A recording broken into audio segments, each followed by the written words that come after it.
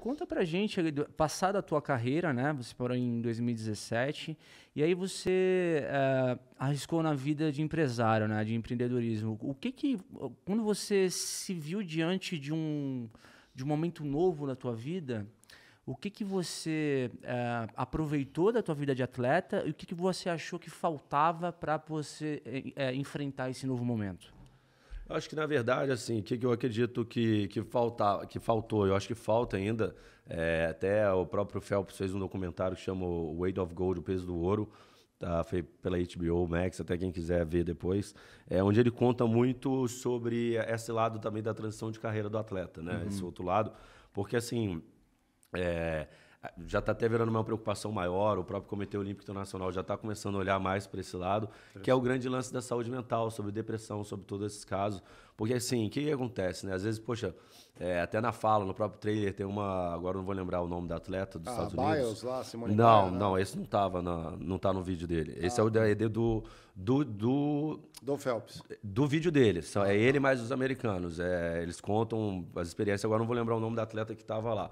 Mas aí foi o que ela falou. Ela virou e falou assim, tipo, eu passei 20 anos, suei, chorei pelo meu país, não sei o quê, e quando eu acabo não tem uma pessoa que me ajude dentro desse processo, nesse pós-processo. E, tipo, quando a gente fala isso, a gente está falando dos Estados Unidos. Então, não é uma coisa que, né, para muitos críticos que vão falar, mas, pô, porque aqui é Brasil. Não, não é. Pô, tem um vídeo onde o Michael Phelps está falando disso. Né? Então, assim, é uma coisa que virou uma preocupação mundial e cara, eu acho que é uma coisa que até o próprio Comitê Olímpico a gente já vem conversando, assim, de realmente a gente ter um processo, porque de uma forma ou de outra, se a gente não começar a mudar um pouco disso, né, nos Estados Unidos aconteceu muito até suicídio com os atletas de pós, então tem muita coisa, assim, tem muita história pesada. É uma mudança muito brusca, né, cara? É uma mudança muito brusca, você sai às vezes do centro das atenções com 1000 pessoas te ajudando para ter que começar tudo do zero, quase que sozinho, dependendo. Então, são muitas trocas que isso mexe muito na cabeça, né, do atleta em si. Então, é uma coisa, e é importante a gente começar a olhar para esse lado, por quê? Porque tem muitas crianças e jovens que, quando você olha, né, você espelha de estar ali. E, assim, então tem que também ter esse trabalho, e eu digo assim, não é só na hora que você falar assim, pô, parei. Eu acho que tem que também vir ali no decorrer, né? Que aí é um pouco daquilo que a gente estava falando lá atrás. Pô, essa coisa de investir, etc. Pô, eu lembro quando eu morei nos Estados Unidos, vários amigos meus falavam assim, pô, tem que falar com o meu financial advisor, tem que falar com o meu financial advisor. E eu assim, pô, que porra é essa de financial advisor, né? E aí hoje, depois que eu parei, eu fui entendendo, né, a importância de você investir, né? Acho que não só atletas, mas tem muitas carreiras onde às vezes você, no momento você está ganhando um dinheiro um pouco mais alto, que às vezes você nem vai ganhar isso para sempre dentro da sua vida. Então a importância de você guardar e você ter a pessoa assim, e não é nem só torrar, às vezes é compra errada, compra uma casa, não se liga no imposto, paga um monte de imposto que não era para ter pagado. Então é muita coisa, não só ou vem na Olimpíada aqui no Rio e sai farreando com os amigos, aí tem uma mas assim, mas esse é até um caso mais tranquilo, mas assim, eu digo, o que eu queria passar, o que é legal passar para as pessoas, assim, pô, que nem eu sou um cara que lá atrás, hoje, olhando tudo que passou, eu gostaria da galera chegar, então, pô, cara, começa a olhar para isso. Toma cuidado, né? Se eu tivesse lá atrás, eu gostaria de buscar que seja alguém para me ajudar a cuidar do meu dinheiro, até para cuidar. A gente vê, cara, tem vários casos que acontecem o tempo inteiro. Então, é muito importante isso. E, assim, é engraçado que eu só consegui ver depois. Mas tudo bem, mas ainda está em tempo. Mas eu acho que é bacana também, assim, os atletas mais novos, eles já começaram a também ficar ligados nisso, porque eu acho que lógico, você tem um problema da saúde mental, mas eu acho que a saúde financeira ela acaba vindo no embalo numa pós-carreira. É um dos lados, né? É uma das dimensões, Porque às vezes a cabeça está bagunçada e o seu financeiro também. Então aí você começa a entrar num ciclo que, pô, tua cabeça está bagunçada, o seu financeiro também, aí seu físico já começa, e aí você entra naquele processo como um todo. Você perde rendimento, perde dinheiro, perde... Né? Saiu, de repente acabou. Então, assim, tem muitas coisas assim, tudo é muito novo. Tá? E essa parada do mental ainda vai ter muitas discussões pela frente, né? Porque assim, você tem, por exemplo, hoje uma discussão muito grande perante o burnout, né? Que você não pode fazer muita coisa. Um médico chegou ali e te deu um burnout, 14 dias a empresa não pode fazer nada. Você não pode mandar embora. E assim, lógico, a gente tem todo o respeito em tudo, mas assim, até que ponto será que é burnout ou que não é? Então, começa a ter... São várias dúvidas, acho que vão vir várias novas discussões, né? Que, assim, não é minha área, mas... que a gente não sabe, é tudo muito novo, né? Então, assim, acho que tanto para os dois lados, tanto para o paciente quanto para a empresa, então até por isso que é legal essas lives que eu venho fazendo junto com esse médico que é psiquiatra, que ele fala mais a parte técnica, né? Então eu entro ali mais como se fosse, como histórias, a gente traz convidados e tudo mais, e ele fala um pouco a parte técnica. E o nosso intuito é quebrar esse paradigma mesmo das pessoas, né? De, pô, você vai no psicólogo ou no psiquiatra, pô, você tá maluco, tá na camisa de força. Pô, não é isso. E não necessariamente a pessoa que tá com depressão, ela tá trancada no quarto. Você nem percebe, é invisível, né? E tem um ponto interessante, Tiagão, que é o seguinte, essa questão do burnout, em alguns fóruns aqui no Critiquei a gente fala sobre, tem a ver muito com autopercepção, né? Você falou, eu percebi tarde, mas beleza, percebi. Sim, que bom, porque talvez tenha sido o teu momento de perceber que de fato existe esse problema que talvez não é com você, é com todo mundo. Porque hoje a gente vive num mundo, a gente encontra profissionais aqui que falam que o futuro profissional ele vai ter uma transição de carreira quase que certa na vida dele, porque hoje você precisa fazer um monte de coisa, às vezes você vai achar o teu propósito, a tua razão de vida mais para frente, né? Então, no caso, por exemplo, um atleta que vai virar empresário, são duas carreiras, né? O que eu acho que talvez a frustração e a carga de trabalho ou de emoção envolvida nisso é fazer com que essa transição seja a menos intensa possível, né? Para que você possa... E uma das coisas que proporciona isso é a questão financeira. Porque, porra, você tinha um padrão financeiro quando você era atleta, de alto rendimento. Você vivia num círculo social totalmente diferente, você conseguia produzir ali na tua vida de atleta. De repente, o que vou fazer da vida? Né? Então, se você não está preparado, não tem quem te ajude, você vai acabar sofrendo, que pode dar num problema maior ali na frente, né? Com certeza, cara. E é um pouco disso que vem acontecendo. E eu acho que assim, eu acho que é como um todo, não é só o esporte. Se está acontecendo no esporte, está na vida das pessoas também. Sim. E às vezes é muito difícil dela perceber e dela achar por si só que ela vai estar precisando de alguém. Né? E outra, acho que tem muitos casos também que seja vergonha, né? Acho que as pessoas podem ter vergonha, seja por pressão familiar. Cara, a gente sabe, vamos sair da nossa bolha aqui. É verdade. Tem muito lugar que se fala, seu fraco, seu não sei o quê. Pô, entendeu? A gente... Às Nas vezes empresas a galera não entendia. E às vezes sai um pouco de São Paulo, vamos expandir um pouco, sai para interior, Brasilzão, pensa no todo. Você tá com... Isso é bobeira, isso é não sei o quê. É frescura, acha que isso não é. Pô, e não é, cara, é uma parada e às vezes o cara tá fazendo corpo mole, né? Tá fazendo corpo mole. E isso, às vezes, isso vai só te piorando. Sim. Porque se realmente você tiver, aí você vai afundando de vez. Né? Então, assim... Uma espiral, né? Então, assim, isso é realmente, acho que é um dos tópicos, né? Acredito que vai ser um dos assuntos que, acho que daqui para frente, ano que vem, vai ter muita discussão sobre isso. Porque por ser uma coisa nova... E qual que é a dificuldade quando a gente fala de cabeça e mente? É porque, assim, você não tem um diagnóstico. Pô, você quebrou o braço, você vai no ortopedista, né? Você tá com problema no coração, você vê o problema. Quando é mental, eles não chamam nem de doença, né? Eles chamam de distúrbio. Porque você não adianta eu fazer uma tomografia, eu vou saber, puta, você tem isso. Sim. Você tem isso. Faz uma lobotomia depois e tira, né? Não tem jeito. Então, também uma coisa que vai ser muito complicado. Vão ainda surgir muitas ideias, discussões. Umas vão ser erradas, outras vão ser certas. A coisa vai se evoluindo também, mas assim... O fato é que, de 2 anos para cá, as pessoas elas ficaram naturalmente mais ansiosas por causa da pandemia, né? Então, quem tinha problema... Estão dizendo até que a ansiedade vai ser a doença do século, né? Porque as pessoas, de repente, se viram reclusas e tal... eu tive uma experiência pessoal onde ano passado eu fiz uma cirurgia e tal, e eu tive que interagir com um psicólogo justamente para ele me dar a percepção de que em determinado momento daquela minha experiência a prioridade seria eu, né? Tudo que vem em volta do mundo, desde você acreditar que as pessoas estão te julgando ou te cobrando, tal, é uma perspectiva sua que tem que deixar deixar de acontecer a partir de você. Porque, cara, a prioridade é você, mano. Você tem que se preservar, tá ligado? Você tem que focar no que realmente importa. Exatamente. E me parece, cara, que as pessoas estão com bastante... toda aquela questão de setar a expectativa da maneira correta, entendeu? Porra, se você tem alta expectativa sobre determinada coisa, o tombo é maior, velho. Porque se não acontecer, fudeu, entendeu? Vem a frustração. Entendeu? Então, você já vai pensando que é uma merda, que é ruim, ali, dali pra cima exatamente. Então, eu acho que é bem por aí, entendeu?